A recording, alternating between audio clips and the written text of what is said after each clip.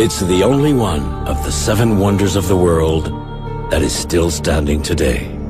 5 million tons of stone, stacked 146 meters high, 4,500 years ago. The Great Pyramid of Khufu is the tallest, largest, and most enigmatic of all the pharaonic constructions. 45 centuries later, the mystery lives on. How was the pyramid actually built? French architect Jean-Pierre Houdin has been investigating this question for 10 years. He's scrutinized and studied the monument with the eye of an expert, as if he were going to rebuild the whole thing himself. Today, at the end of his investigations, and with the help of new technology, he's offering a revolutionary solution. Could he have managed to solve the mystery of the Great Pyramid of Khufu?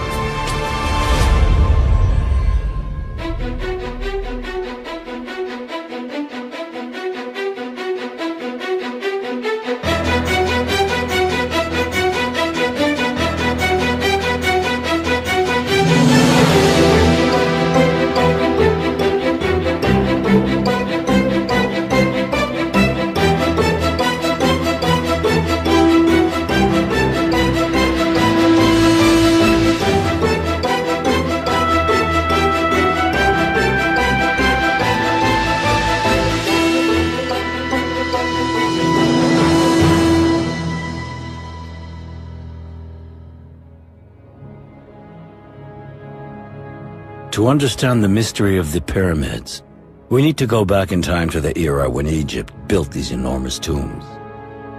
On the Giza Plateau, these mountains of stone are the masterpieces of a civilization wholeheartedly committed to the quest for eternity. Pyramids were the sacred gateways that let kings pass through to the land of immortal life after death. The Egyptians built the finest and most impressive of them in a single century at the close of the prehistoric era. The first ones were step pyramids, like the Pyramid of Djoser at Saqqara. After the 26th century BC, the first true smooth-sided pyramids were the work of a single family headed by Snefru, who was the father of Khufu and grandfather of Khephren. Originally, the outer surface of the tombs was made of a smooth layer of dazzling white limestone blocks. Pyramids were the earthly incarnation of the sun's rays. As time went by, these outer stones got pillaged in order to build palaces, temples, and mosques. Khufu still has a few left at its base, and Khephren has managed to keep its original stone layer at the top. Khephren was the last monumental pyramid that Egypt built. This period of amazing technological progress only lasted a century. Not long after, Egypt underwent serious climate changes. The country was plagued by drought and ravaged by civil wars, invasions, and social strife. The secrets of the pyramid's construction got lost during these tumultuous times.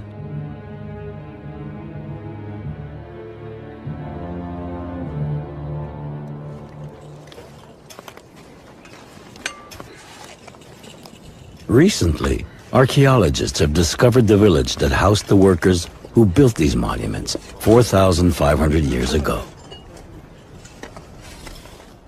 Egyptologists have unearthed numerous clues into their way of life. They were well-fed and decently housed. They were given meat, beer, and bread. The excavations have even shown that the workers were not slaves, as it was once believed. They were proud to serve their pharaoh and accompany him on his journey to the afterlife. But none of this fascinating research yielded any new information about the methods used to build the pyramids, especially not for the biggest and most complex of them all, Khufu. Towering at 146 meters, it was the tallest man-made structure ever built until the end of the 19th century. Khufu is also the only pyramid with a granite chamber tucked away at its heart, with beams weighing over 60 tons, a genuine challenge within the challenge. The pyramid's staggering height and this granite chamber are the two key mysteries surrounding Khufu's construction. Nobody, until now, has ever solved this riddle written in stone. Still, many theories have been put forward. In the 5th century BC, the Greek historian Herodotus suggested the use of wooden levers. Egyptologists then imagined massive ramps leading up to the summit, or else an external spiral ramp. But in the end, these theories, which we find in every historical reference book, have never been very convincing. Today, an architect claims to have solved the mystery. If he's right, it will turn out to be the most important discovery since Tutankhamun's tomb was found. Jean-Pierre Houdin's story begins in January 1999. He'd taken a year off to get some perspective on his life and was looking for a new challenge. Then one day, his father sent him a tape of a film he'd seen on TV about the mysteries of the pyramids. The documentary explored the different theories of how the pyramids were built, but not one of them was credible. His father, a former public works engineer, got caught up in the mystery and imagined a solution. The pyramid could have been built from the inside with the help of a circular tunnel. Naturally, Henri Houdin shared the idea with his architect's son. That your idea for an internal ramp? Intriguing. I will have a look at your drawing and call you back later.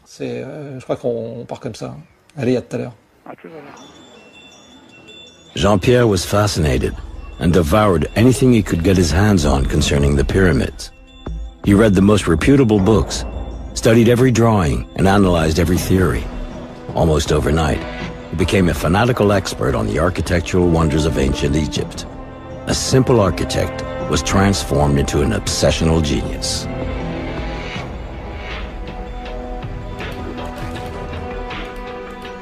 He threw himself 100% into his research. He closed his architecture firm and sold his apartment to move into a small family studio.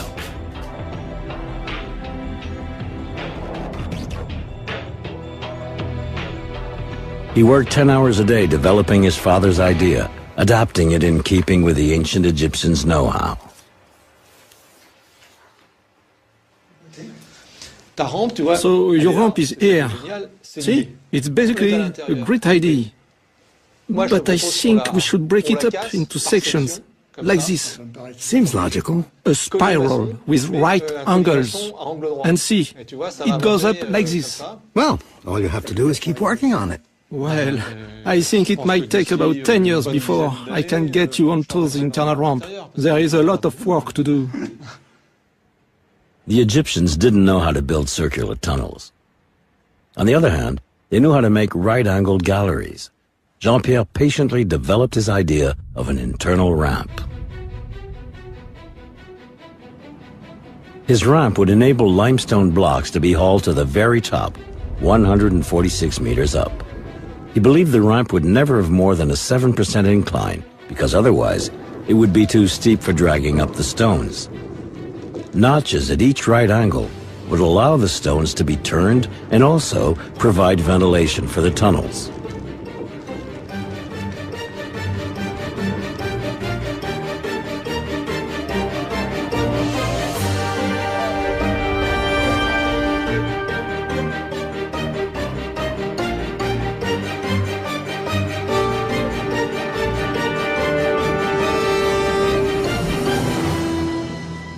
It was a brilliant theory, revolutionary even, but it still had to be proven.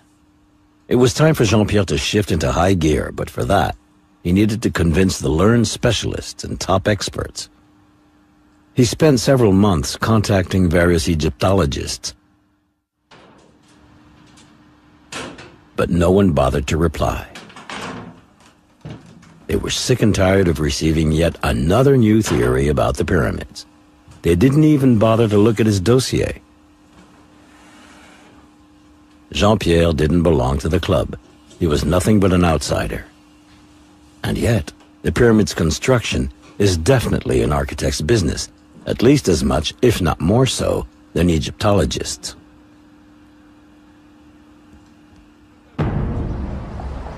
No one's a prophet in their own land. After trying his luck with French scientists, Jean-Pierre set his sights on the US. In New York, one renowned Egyptologist finally agreed to meet him. Jean-Pierre pulled out his last playing card. To get to Egypt and verify his theory, Jean-Pierre needed an in. Bob Breyer looked like he might be the man, the key that would move his investigation forward. Welcome to the Bronx. Thank you. Come on in, come on in. When he opened his laptop, there were several of us in my apartment, and we all gathered around the laptop to see what he had. And he had these beautiful, beautiful diagrams of the pyramid, things I had never seen. He created them on the laptop, and he started explaining his theory. The architect presented his revolutionary idea. The pyramid could have been built from the inside out. Okay. So there's a ramp inside the pyramid. Ramp inside. Is it still there? It's still there, yes. And now? I thought the theory was incredible. I wasn't sure. You know, there are other theories about the pyramid, but they all have problems. This theory solved some of those problems, but it was just so amazing that I just couldn't believe it could be true at first. So what did you think the first time you saw the pyramid? The first time I saw the pyramid. Yeah. Let me tell you, Bob, I never went to the pyramid. Never. You never saw it? No. You've been working on this thing for 5 years, and you haven't seen the pyramid? No. No? No. Why not? Because I think it's intellectual work. It's something. I think also that I am completely free. It's a concept. Yes. At the base, the architect would draw the pyramid. I have no pyramid in front of them. Look, if anybody's going to take your theory seriously, you have to see the pyramid. Bob Breyer was hooked by the story and Jean-Pierre's theory. He decided to help him and convinced him to finally go to Egypt.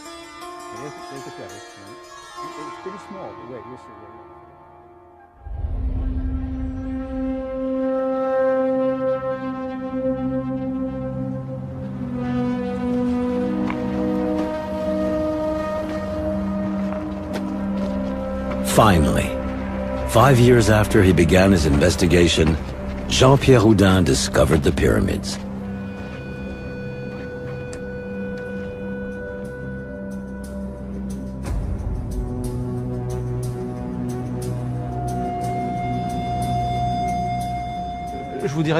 It wasn't like I got there and went, whoa, there's a pyramid. I was impressed, like everyone, but I was already so familiar with it. I knew it inside and out. I saw it in a different way. I knew where every little stone was, every little detail, every little joint. I felt at home. Thanks to Bob Breyer, he enjoyed the rare privilege of a private tour. We are in the Thieves entrance. This is where tourists come in now. This entrance was opened up by the Caliph Mamun around 850 AD to rob the pyramid. The real entrance is about 7 meters east of this corridor. If we keep going, we will arrive at a corridor that leads up to the Grand Gallery and the King's Chamber. But Jean-Pierre is not a tourist. He's looking for clues. In the heart of the pharaonic structure, his priority is to find evidence to back his theory. He's intrigued by a number of details. These regularly spaced rectangular holes and these chisel marks all along the Grand Gallery.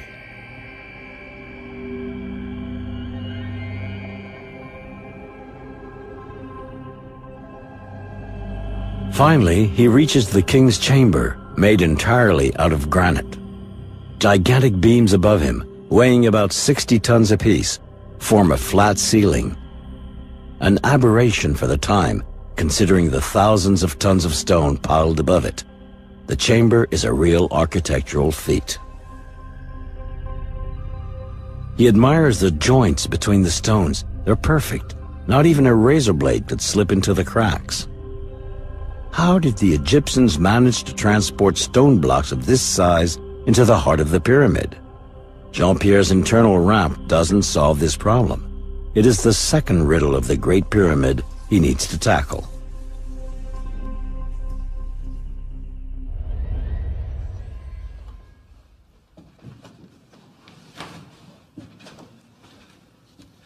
At the top of the Grand Gallery, there's a narrow passage leading above the king's chamber. It gives access to 5 stories of granite beams called relieving chambers. These are topped with an enormous gabled limestone roof. The blocks alleviate the weight pressing down on the roof of the funeral chamber.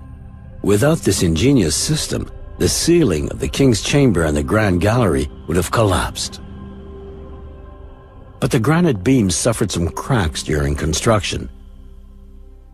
To check the extent of the damage, the Khufu builders opened up this passage that leads straight to the heart of the brilliant architectural system.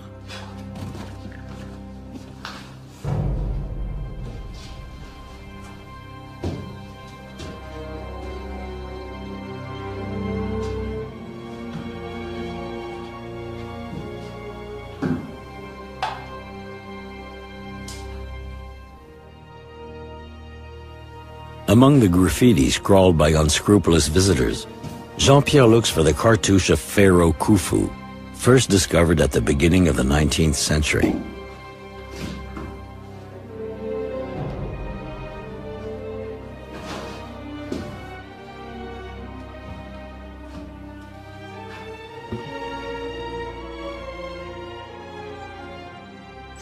This proves that it's really Khufu's pyramid.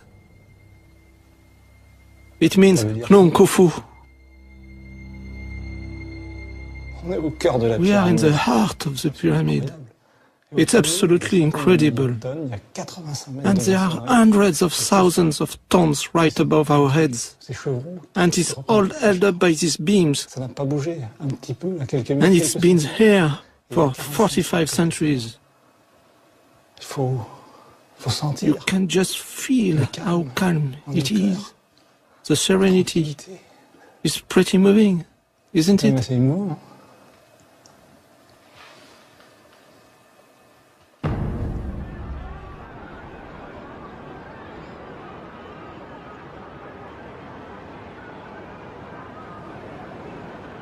At the Egyptian Museum in Cairo, the treasures of the pharaohs are on display. Millions of pieces chronicle the prestigious history of one of humanity's most brilliant civilizations. But paradoxically, only 2 elements are directly linked to the Great Pyramid. Today, Jean-Pierre has an appointment with the man who designed and built the greatest pyramid of all times. Ironically, the only image of Khufu that has survived is just a few centimeters tall, a minuscule ivory figurine discovered by chance in a temple in 1903.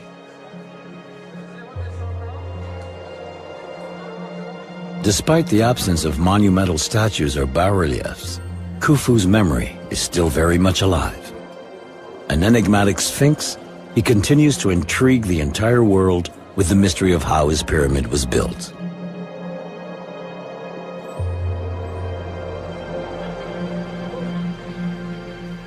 Jean-Pierre also wants to see what he considers one of the greatest treasures at the Cairo Museum, a 4,500-year-old cedar wood sled. Most visitors hardly pay any attention to what seems like some plain, everyday object. Yet, it's a unique piece that offers insight into the pyramid's construction. Wood was like gold for the Egyptians. It cost a fortune to bring wood from Lebanon, so they use it up to the end.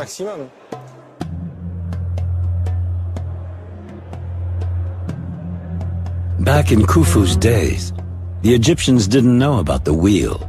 They used these cedar sleds to haul stone blocks.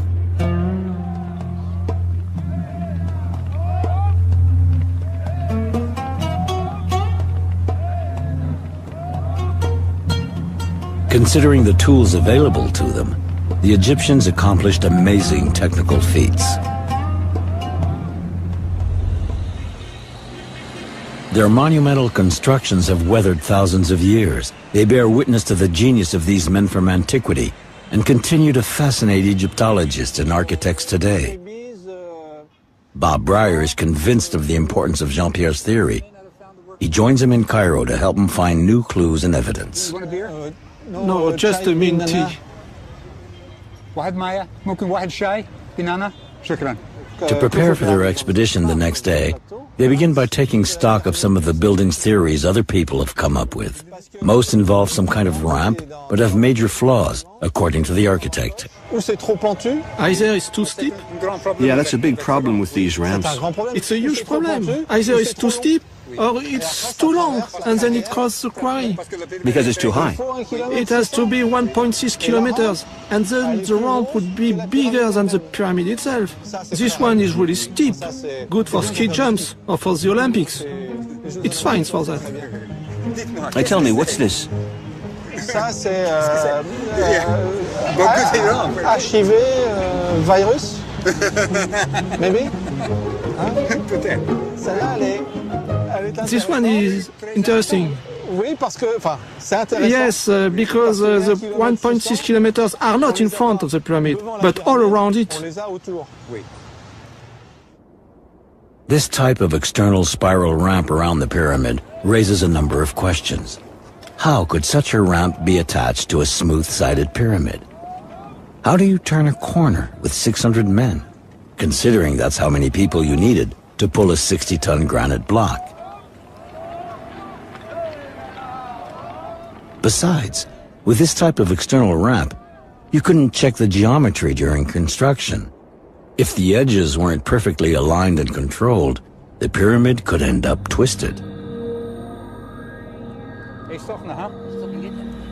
Great. For these reasons, Jean-Pierre's theory suggests there were two ramps. First, an external ramp that only went 43 meters high. This would have allowed the first two-thirds of the pyramid's total volume to be put in place, as well as the granite blocks for the king's chamber. In addition to this, the Egyptians would have built a second ramp inside the pyramid. This system offers a solution to the two key problems the Khufu pyramid presented: its height, 146 meters, and its unique granite chamber. Once they reached the critical level of 43 meters, and the granite blocks had been brought up for the king's chamber, the Egyptians would have dismantled the first ramp and recycled the blocks it was made of, hauling them up the internal ramp to finish the pyramid. Nothing would have been wasted. Now the theory needs to be proven. They need to find evidence of his internal ramp. Bob has an idea.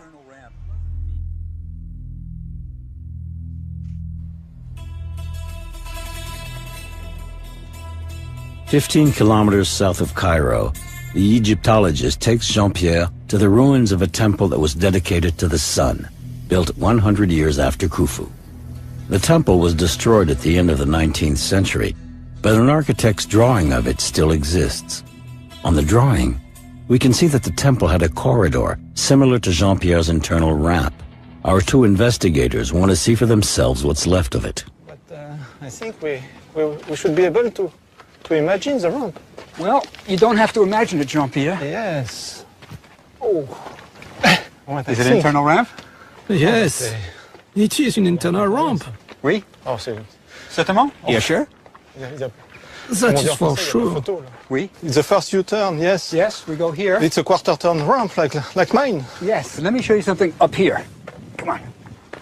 You're going to like it. Now, this block for the ceiling, right? Yes. The plafond? Yeah, of course. Oui. Color the blue for the ciel, for the sky, right? And there are stars here. You see them? Right there. There's a little circle, and it radiates out. Oh, you have a lot of stars. Yes, all over the block. So this was the ceiling block for the internal ramp. Look at the diagram, though. Let's just see what we can figure out. So we came up the ramp here. Yes. And we made the turn here, Yes. right? And this block, what do you think? I Que suppose penses? maybe it's this one, or maybe it's this one. So this block could be Yes. either here or here, this ceiling block. Yes. So it's definitely internal ramp, right? Yes, it is, definitively. These remains of an internal ramp prove that the ancient Egyptians knew how to build this type of corridor at the time of Khufu. an important step towards confirming the architect's hypothesis. But the demonstration isn't over yet.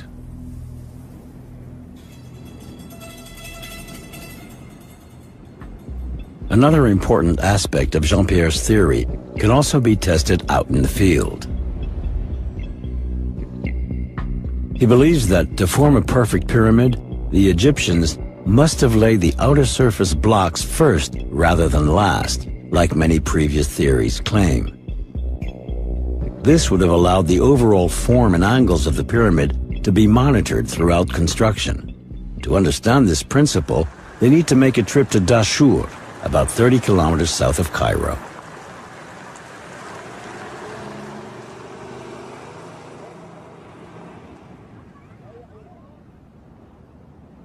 Jean-Pierre and Bob are particularly interested in these magnificent casing stones.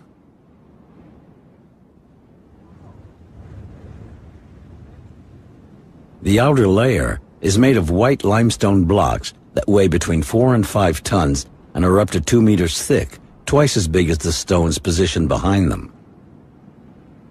Architecturally speaking, this is a fact of major importance. They broke the casing stone over, already dressed, and put it in place on this block. And after they kept on, it's like that all the way to the top. Got it. So these had to be put in smooth, right from the beginning, bottom up. It's a concrete evidence that the casing is done as the pyramid rises, and the outside of the pyramid is finished first. The casing stones would have had to be laid first, allowing the geometry of the pyramid to be monitored as the building advanced. Next, the Egyptians would have positioned the second row of well-hewn stones, followed by rougher blocks of various sizes that acted as a kind of filler. This would have allowed them to work faster and finish building in about 20 years, like it is mentioned in ancient Egyptian manuscripts.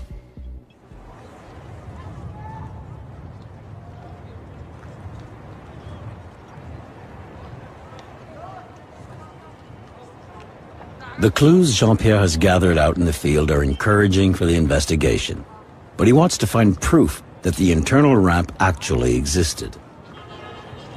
You can see two whitish lines about 2/3 up. Oddly enough, these phantom lines reflect the exact position of the internal ramp with the same 7% slope. Is the pyramid breathing? Is it an optical illusion or a thermal phenomenon? It's pretty strange. In order to detect the internal ramp, the pyramid would have to be scanned. The different densities inside it would need to be measured. This would provide physical and therefore undeniable scientific proof of the ramp's existence.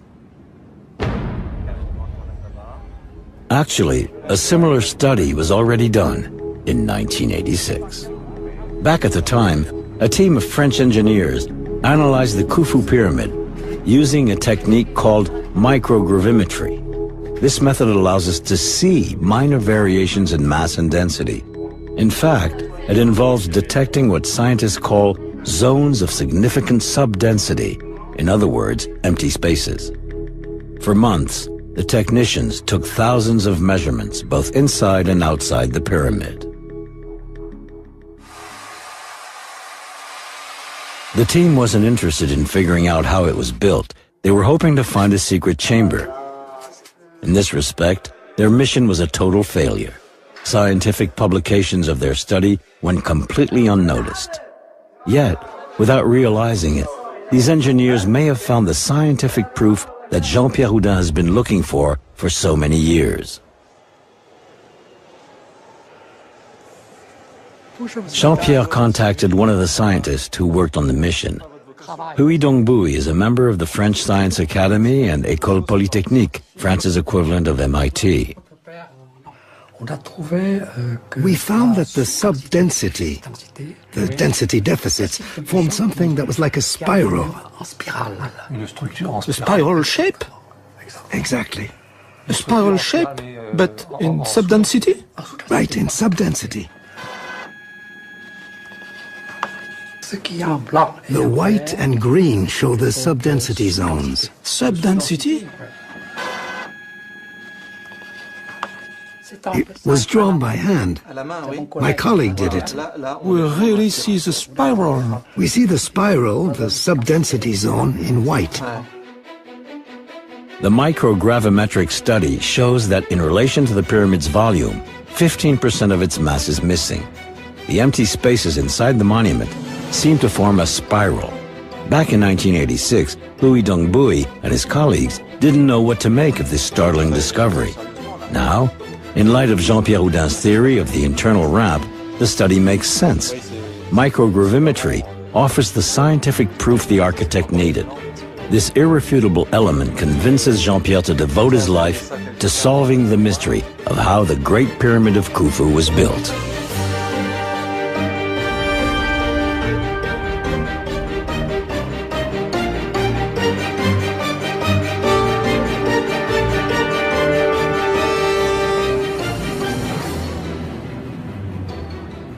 Jean-Pierre Houdin is now firmly convinced that the internal ramp is definitely there, just a few meters behind these blocks of stone.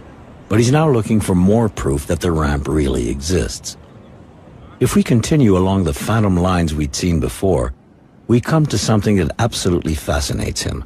According to his calculations, this hole, located at the northeast angle of the pyramid, lies directly on the path of the internal ramp. Would this be what remains from one of the notches that allowed the Egyptians to turn the stone blocks? They'll need to take a closer look, but climbing the pyramid is prohibited. It's dangerous, and many tourists have already suffered accidents. Look at the shape of this notch. Okay. The pavement, Okay. the walls, Yes. And take plenty of pictures. plenty of pictures. Okay. And come back safe. It's a deal. Okay. Okay. Take care. That being said, the Egyptian authorities are willing to make an exception for certain Egyptologists. Along with a cameraman who's an excellent mountain climber, Bob Breyer is going to check out what the notch. Whoa.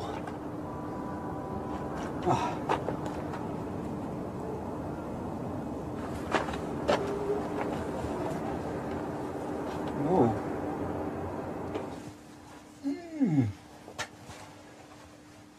C'est noir. Oh, it's really dark. Bob wasn't expecting this dark space. He hasn't even brought a flashlight powerful enough to light it. I think this is interesting. It's not the internal ramp, but it's still very interesting. Why is the space so big? Photos. Photos for Jean-Pierre. The space wasn't carved out from the stone. It visibly dates back to the pyramid's construction. There's no description of it in any Egyptological book. Up till now, no one has ever investigated this architectural curiosity. Could the existence of this unanticipated room be further evidence of an internal ramp, one that's still there? Let me see if I feel any air coming out. No, it's not like a breeze or anything like that, so I don't know how far it goes. It's not exactly an internal ramp, but it's a big space. I think Jean-Pierre will be interested. I really don't know what it's for. Maybe it's just an accident to construction. Maybe it's not. He'll know better than me. Whew. Better.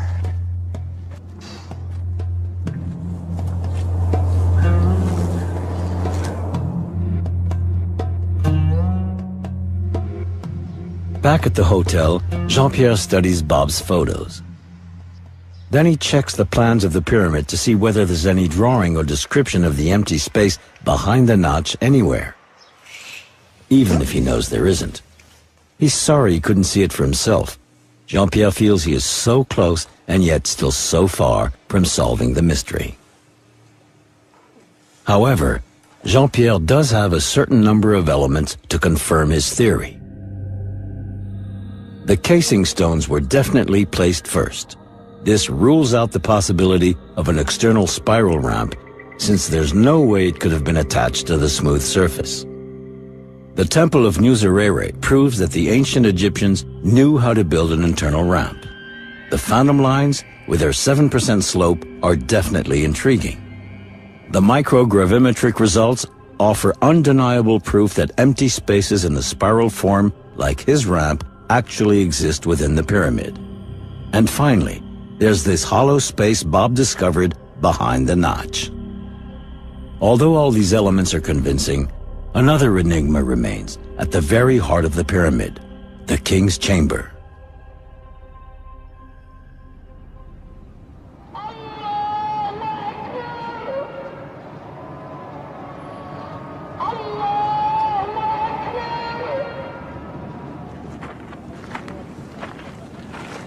The theory of the internal ramp works very well for moving limestone blocks that weigh about 2 tons on average.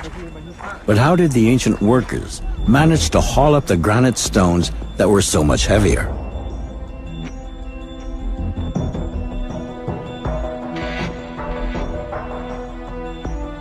This is the most remarkable aspect of the investigation and the most complex to figure out. The one part I'm really not sure about that really is the Grand Gallery. This idea that the Grand Gallery was somehow used to raise the blocks to the very top. It's interesting. It's the most interesting explanation of the Grand Gallery anybody's ever come up with. But I'm really not sure. The external ramp that Jean-Pierre imagines isn't enough to explain how the huge granite blocks were moved into the heart of the pyramid. On a ramp with a 7% incline, you'd need 600 men to haul a 60-ton block, but coordinating so many men would be an impossible task. Jean-Pierre thinks the key to the mystery is the Grand Gallery itself. He's convinced the gallery was the key element of a gigantic system of counterweights that would have made it possible for just 100 men to move the enormous granite blocks.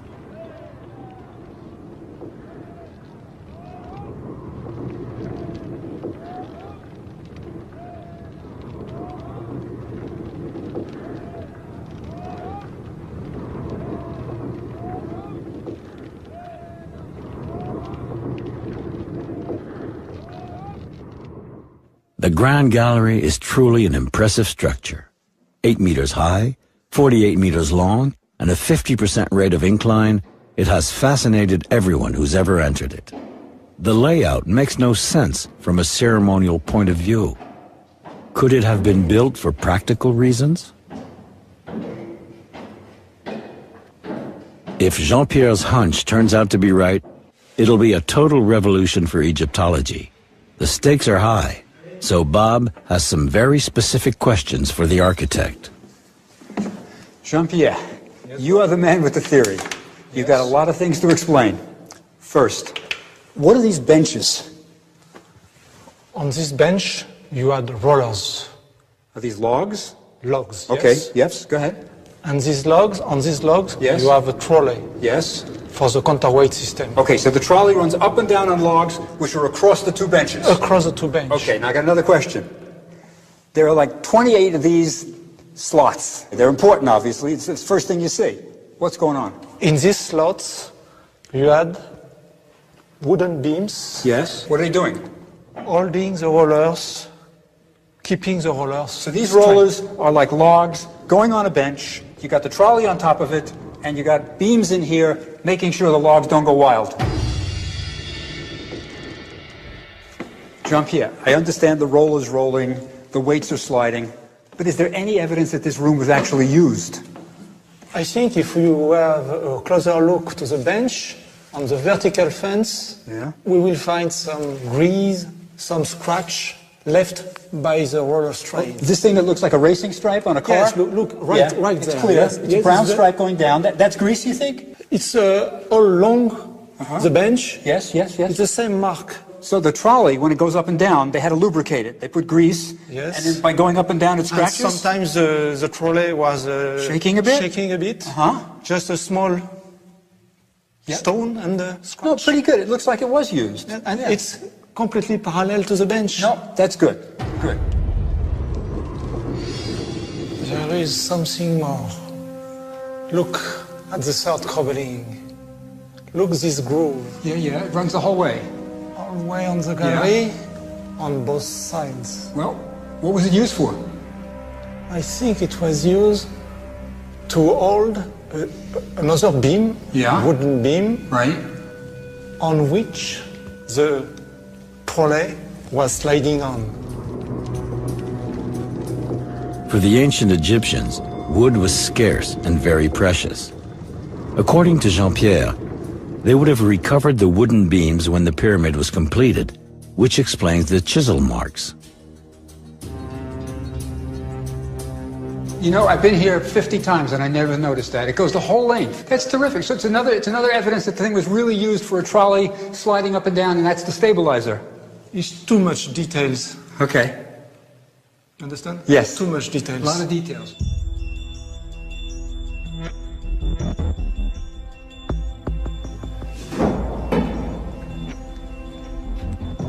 There's another clue at the top of the gallery. Though this step has been cemented, it was originally chiseled in a V shape, maybe to facilitate the sliding of ropes.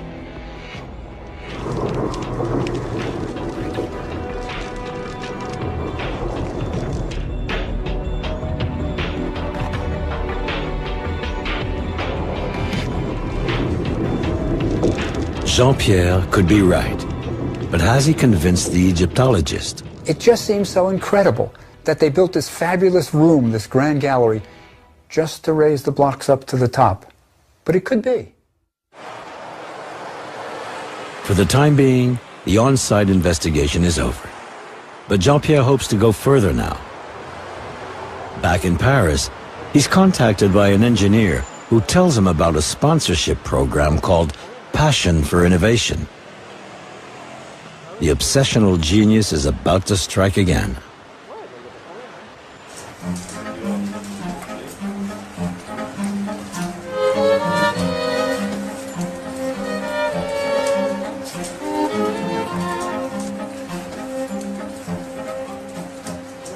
Do you really feel like you're walking in Shenzhen? Oh, yeah, I'm totally in it. But we need to adjust the sensor for the lateral position. Sure, those are the little adjustments we needed first. Oh, hey, Jean-Pierre. Hello, how are you? Mehdi, this is Jean-Pierre Houdin, the architect I was telling you about, with a new theory on Khufu. All right, great. Richard told me all about it. Mehdi Tayoubi, nice to meet you. What are you doing in there? Well, it's actually a simulator that lets you walk in virtual reality. It was summer 2005. At the time, I admit I didn't know the construction of Khufu was still a mystery. Then it got me all caught up in it. What I liked about Jean-Pierre was mainly his enthusiasm and the fact he was an outsider who decided to tackle one of humanity's oldest mysteries and wasn't afraid to do it.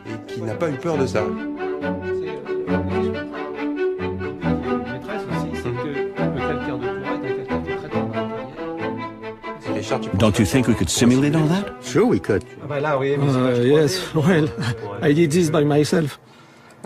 Right, we'll shift into high gear. For starters, we can make a 3D model, no problem. No reason we can do it for a plane or a car, not for a pyramid.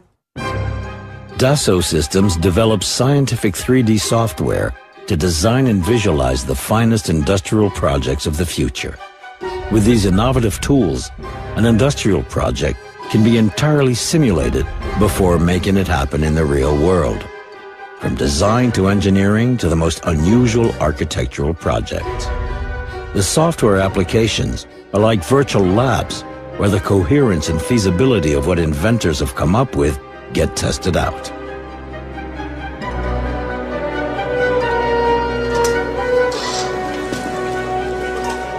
Hi, guys. How's it going, Jean-Pierre? So, after several years of working alone, suddenly, Jean-Pierre finds himself surrounded by an enthusiastic team of engineers. For 2 years, they worked on modeling the pyramid and how it was built using their own 3D scientific tools. There were several stages. First, we modeled the wall of the external ramp and then part of the pyramid. The engineers entered all the geometric and physical characteristics into the computer, and they put Jean-Pierre's ideas to the test.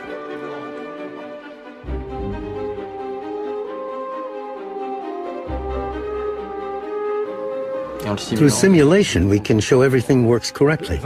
20 machines like that, it's absolutely possible. Richard, where do you stand? Their expertise has even allowed them to explain why the granite beams in the king's chamber cracked, a mystery which, in terms of Egyptology, has caused much speculation up until the present scientific analysis. Step by step, they calculated the combined weight on the beams, the limestone rafters, then the 83 meters of stonework above that. No cracks appeared. Finally, they added one last factor: a 3-centimeter shift of the southern wall of the king's chamber. With the pyramid completed, look, we lower the southern side, the rafters open up, and look here, on the first 3 ceilings, red, red, red. Red means we're at the granite's breaking point.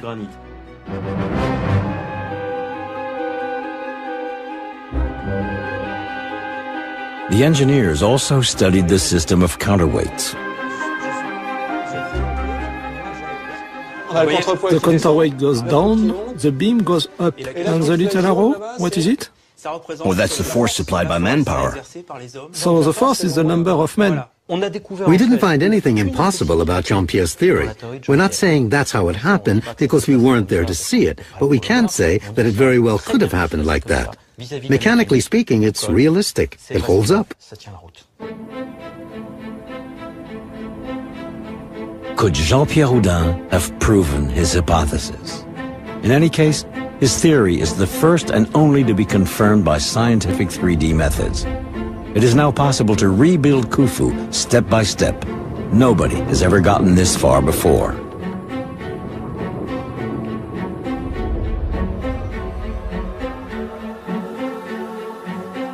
Jean-Pierre also manages to explain the photos Bob took of the notch. Jean-Pierre, why don't you send us the pictures Bob took there, and Jacques will get the simulation going to see if the reality matches the virtual. Okay? We will get a better idea of what we are seeing. You recreated all the stones? Based on the video image, shot by shot, we recreated all the blocks. Bob got special permission to climb up into the notch. I told him to take measurements and to look into the holes. He wasn't expecting to find the room? No, and he found a 9-meter square room. And you're saying until now no one's ever described this room? There's no data? No. After that, we even did research, but we didn't find anything.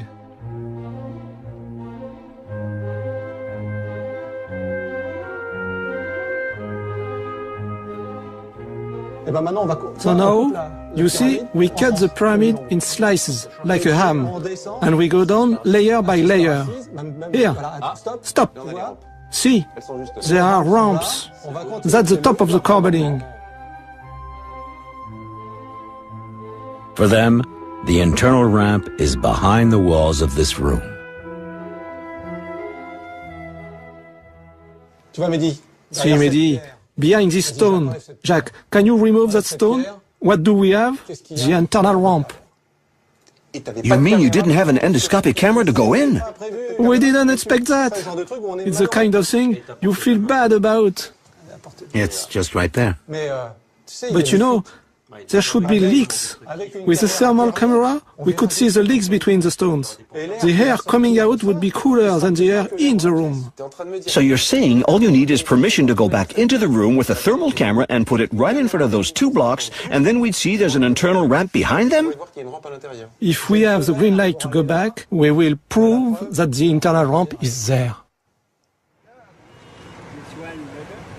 To solve the mystery, all they need now is an authorization. If Jean-Pierre is right, as everything seems to indicate, the discovery will cause a huge stir. How much longer will he have to wait? Nobody knows. But he's already been working on this project for 10 years. He's not afraid of waiting a little longer. When it comes to pyramids, the notion of time is all relative.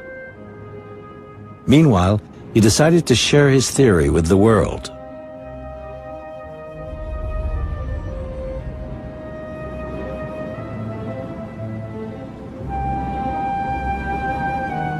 The news has circled the entire globe.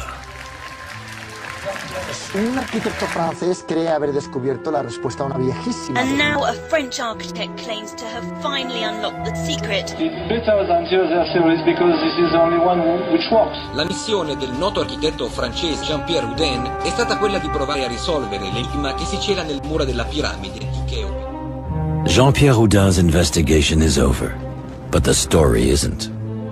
In the meantime, our architect visits the tomb of his predecessor, Emunu, the man who built Khufu's pyramid 4,500 years ago. He wants to pay homage one last time to the unbelievable genius of the great ancient builders before one day climbing the pyramid himself along the internal ramp.